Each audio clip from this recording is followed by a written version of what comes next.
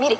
There was no exchange with anybody, with none of the mayors. And in fact, this terrible and abominable view of him throwing paper towels and throwing provisions at people, it does not embody the spirit of the American nation. That is not the land of the free and the home of the brave.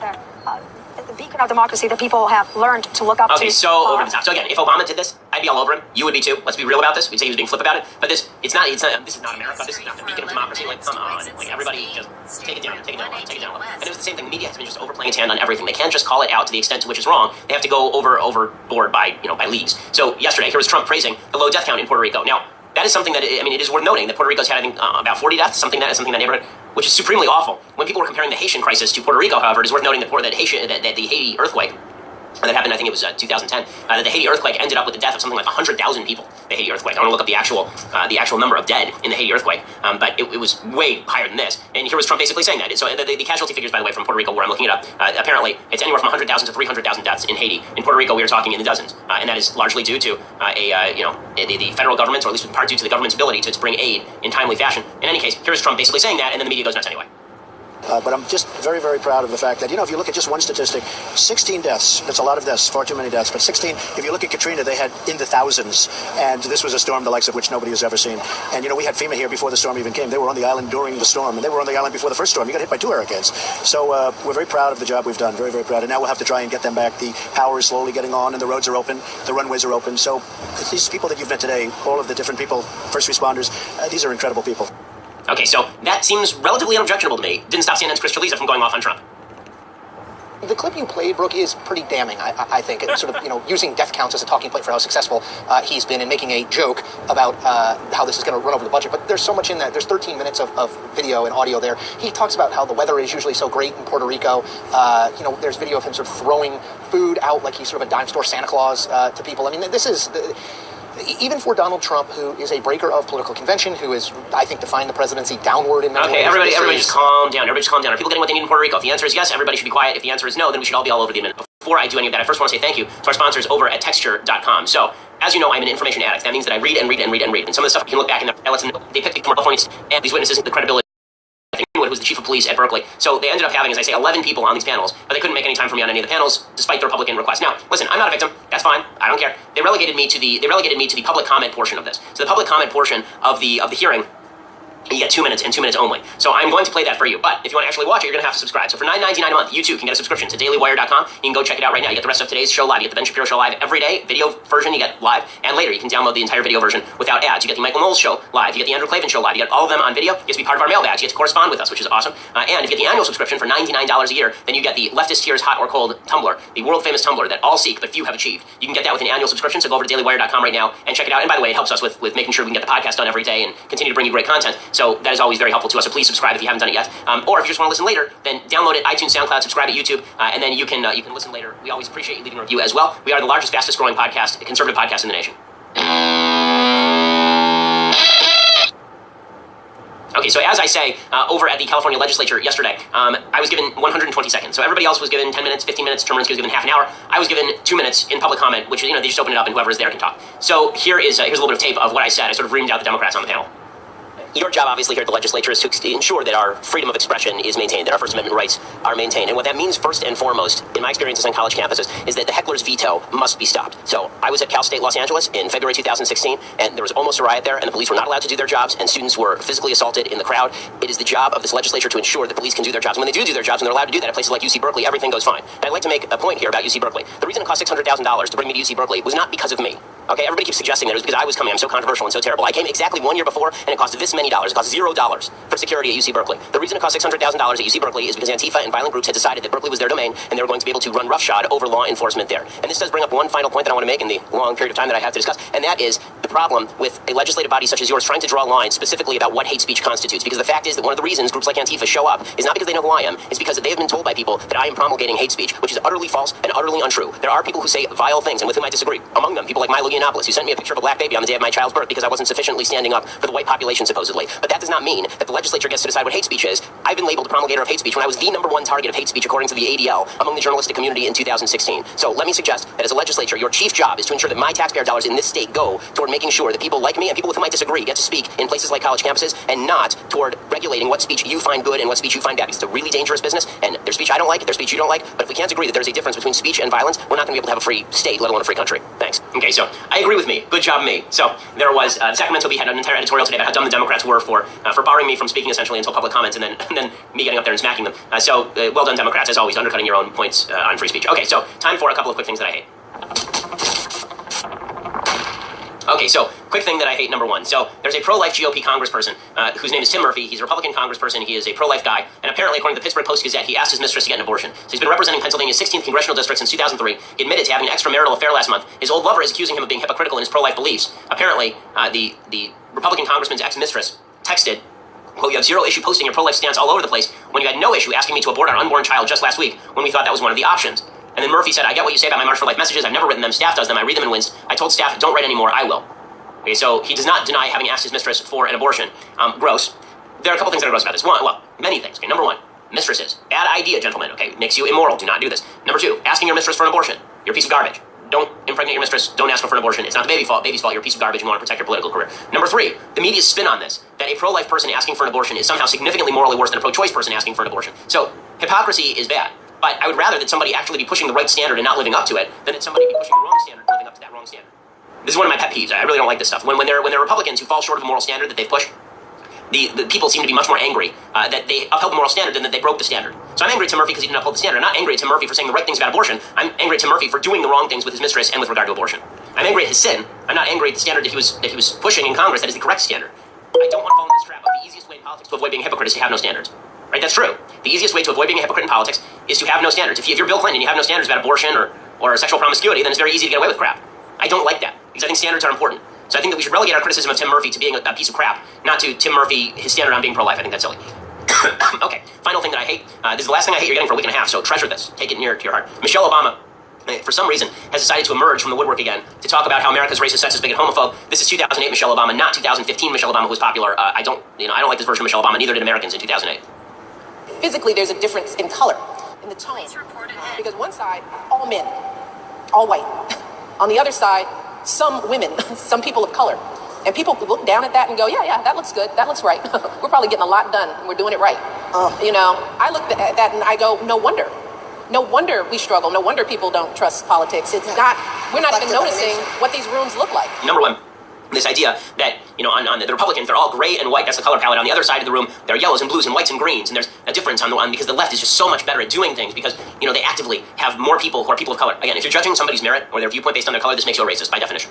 So just because you happen to be a black person saying that doesn't make you a non-racist. That's silly. Okay, quick Bible talk. So this week, the reason I'm taking off time and taking my vacation at the same time, because I would have to take the days off anyway, is because this week we celebrate Sukkot. Sukkot is a celebration in the Jewish calendar of the wanderings in the wilderness, essentially. We used to live in basically booths. And what Sukkot is supposed to represent, we actually go outside and we eat in essentially a shack that we set up. It's 3 sides, or 2.5 sides minimum, but 3 sides usually, that are sort of made, it's almost like a tarp draped over some poles, and then you have some palm fronds on top. That's sort of the typical way these Sukkot are done. Sukkot is just the booth. And it's supposed to remind us of our time in the desert and how fragile everything was, and the idea that the entire world is basically that sukkah, right? Your entire material life is that sukkah. We decorate it, we make it beautiful, but in the end, it can be blown away quickly, just like that. And we have to remember that there is a deeper meaning to everything that we do. There's a whole wider world outside the sukkah. Our attempts to create a permanent life for ourselves in this world are beyond this one, the meaning beyond this one, and that investing solely in the material is a mistake. Okay, there's a bunch of beautiful commandments that have to do with Sukkot. One of them is waving what's called the lulav and the esrog. So the lulav and esrog, you may have seen videos of Orthodox Jews doing this. It talks about it in the New Testament when they talk about the festival with fronds. Okay, that's what they're talking about. So what you're waving is you're waving a palm frond that's basically tied up, so it looks like a stick almost. And then on one side you have myrtle, and on the other side you have willow, and then you hold also together with this an esrog, which is basically a citron. It looks like a lemon. It's like a big lemon. It's a different fruit, but it looks like a lemon. In any case, what are these supposed to represent? So according to Jewish philosophy, the lulav represents people who study the Bible but don't do good deeds, or don't follow the commandments. The hadass, which is the myrtle, represents people who do good deeds but do not study. And the arava, which is the willow, represents people who don't study and also don't do good deeds, right? It has no smell and no taste is the idea, so so that represents people who don't study and don't do good deeds. And then the etrog, the actual fruit, represents people who study and they also do the commandments. So, and you hold them all together and you shake them before God, right? This is what you do. You actually take them and you shake them in the middle of we would do some celebrating and you shake it in the middle during prayers. What's the point here? The point here is that in Jewish philosophy, you need all of these elements to have a nation. It's not enough to have just people who are the righteous people, the people who both study and do good deeds and fulfill the commandments. You need people who don't do either. You need people who study and don't do the good deeds. You need all of these people together. The Jewish people and people generally are composed of all sorts of these people. And we have to recognize that our inherent value to God doesn't necessarily lie only in what we are individually, but what we are collectively. And that is people who care about one another, people who try to help one another, and people who recognize each other's weaknesses and still recognize that we're brothers and sisters. I've talked a lot about unity this week because in the aftermath of something like Vegas, it's easy for us to fragment, and it's tragic that we fragment. If we're going to come back together, we need to recognize that it takes all types in the United States in order to make a country, and we have to move toward the notion that we're friends and not enemies, or the country is going to fall apart, and it should. Okay, so with that message, I leave you for a week and a half. I will be back a week from Monday. Please, as I said last time, no Disneyland if everybody keeps ruining things. So please get it together for a week and a half. Love to everyone, and we'll see you then. I'm Ben Shapiro. This is The Ben Shapiro Show.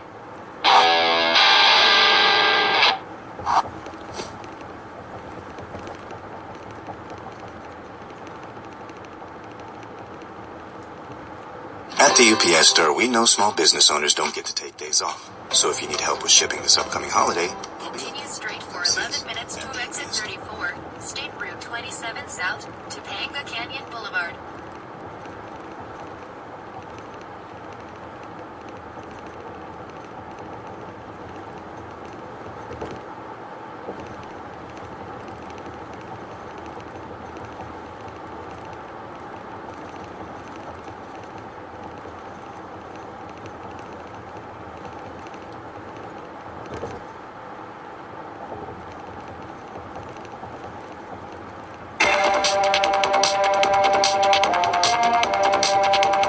Police report ahead.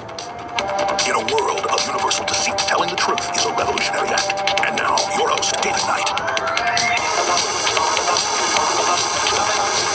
Welcome to Real News. I'm David Knight, and we do have Overload on this Wednesday, October the 4th, 2017. We're going to have a couple of interesting guests to comment on the events in Las Vegas as well as in Catalonia. We have Dr. Steve Pachinik joining us, and Lionel will be joining us also in the program.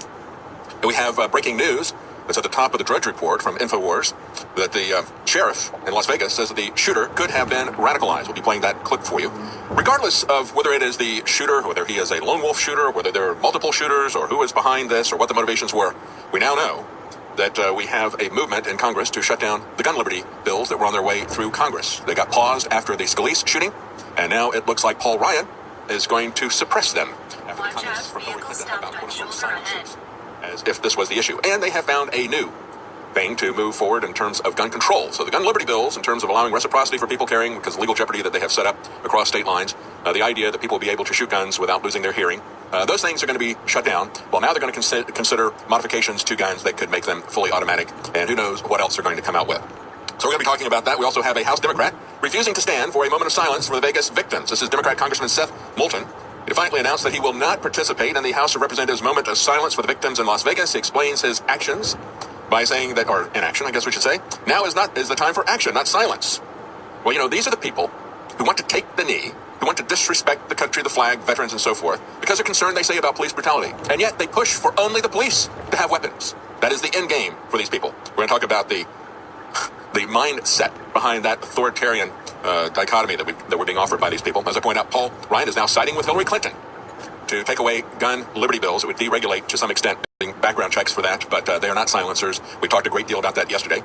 In other news, we have the largest hack ever. Yahoo is now admitting that the 2013 data breach that they said impacted 1 billion of their 3 billion users actually impacted all 3 billion users. This is coming at a time that our government is telling us that maybe we need to get rid of our social security numbers because the hacks are taking place so quickly that we need to come up with some kind of a computer ID code that the government can use so that once this information is hacked, they can reset that very quickly and easily.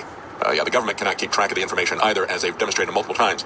In the NFL situation, as we're talking about taking the knee or not taking the knee, and the congressman who refuses to offer a moment of silence, we now have yet another large sponsor of the NFL pulling out, saying that the owners have shown their fans and marketing partners that they do not have a comprehensive policy to ensure that players stand and show respect for America and our flag. This is the owner of Flemington Car and Truck Country up in New Jersey. He says, as the NFL parses the important nationwide issues of social justice and freedom of speech, it is clear that a firm direction from them is not forthcoming, and we have reports that the NFL owners themselves are at war behind the scenes over the anthem protest. In private meetings, they have gone to war with each other. Some say this is disrespecting America. Some say, no, we have to defy President Trump. We have to oppose him, even if it burns down our business. And then we have a globalist NFL protest situation. It's always the Russians. Maybe they did the Las Vegas shooting. Who knows? Stay with us. We'll be right back. I'm David Knight. This is Real News. All the perplexities, the confusion, and distress in America arise not from objects in their Constitution or Confederation, not from want of honor over our money. People are still gun control, whether this was an act that was directed at conservatives specifically, and I believe that it was. That's why I believe that this was a lot more sophisticated than just some grumpy lone wolf shooter who may or may not have been hyped up on drugs. That's something else that is now starting to come out. Anyway, we'll have to see what happens with it. But the way that you have to look at this is, how is it going to be used? Is it going to be used to shut down gun freedom? Is it going to be used to push a gun control agenda? Yes, it already has. That is immediately happening.